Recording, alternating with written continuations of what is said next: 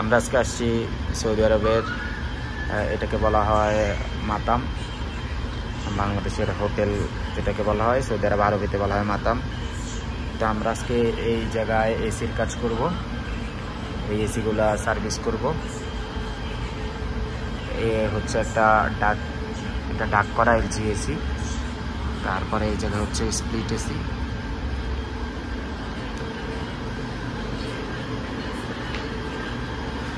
এরপরে এই যে আরেকটা হচ্ছে স্প্লিট এসি। এই সবগুলো এসি আমরা আজকে ক্লিন করব।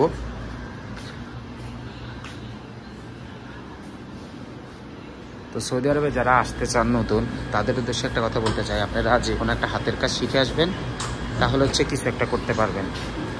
এই দেশে যে মোটামুটি আমরা আজকে প্রায় 4-5 ঘন্টা কাজ করবে এই এসিগুলো সার্ভিস করলে।